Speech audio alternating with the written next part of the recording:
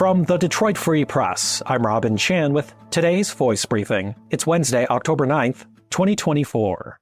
This is Todd Spanier, Washington correspondent for the Detroit Free Press. Democratic Congresswoman Elissa Slotkin of Holly and Republican former Congressman Mike Rogers of White Lake are in a tight race for Michigan's open U.S. Senate seat. Polling averages have Slotkin ahead anywhere from 3 to 5 points a month before the election, but that's close to the margin of error. The two candidates were set to debate in Grand Rapids on Tuesday night and again in Metro Detroit next Monday. For months, the two and their allies have been going at each other on a variety of issues. Rogers says Slotkin supports a mandate to force people to buy electric vehicles. Slotkin says no one to be forced to buy any car or truck they don't want. Slotkin, meanwhile, says Rogers shouldn't be trusted on protecting abortion rights with his long history of voting to oppose them. Rogers says he will respect the rights now enshrined in the Michigan Constitution. The two are running for the seat being vacated by Senator Debbie Stabenow, who said last year she wouldn't run for a fifth six-year term. So expect the back and forth to continue in TV ads and in mailings, with control of the Senate on the line in the November 5th general election.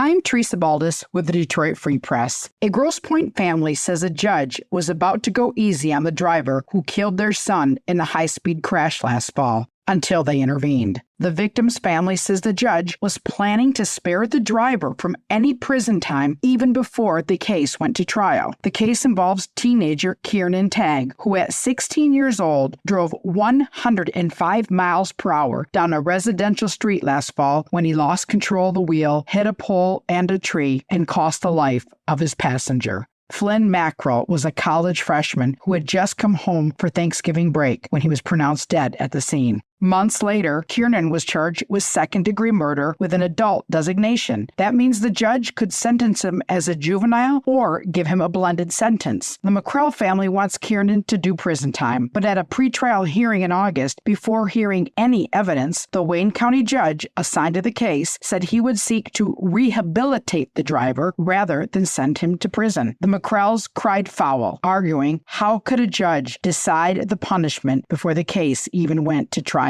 The victim's family requested that the judge recuse himself. On Monday morning, without explaining why, the judge removed himself from the case. For more on this story, please report to freep.com. I'm Dante Bedingfield for the Detroit Free Press. One of the 20th century's most enduring works of classical music, George Gershwin's Rhapsody in Blue, was written and premiered in 1924. This weekend, the Detroit Symphony Orchestra will play the time-honored composition to commemorate the occasion, with featured soloist Wayne Marshall on piano. It's an incredible piece and is still so important and so modern, said DSO music director Yadar Binyamini, who will conduct the program. It has an incredible modern language and is a perfect combination between jazz and classical music. I'm convinced that it will be modern for many, many years.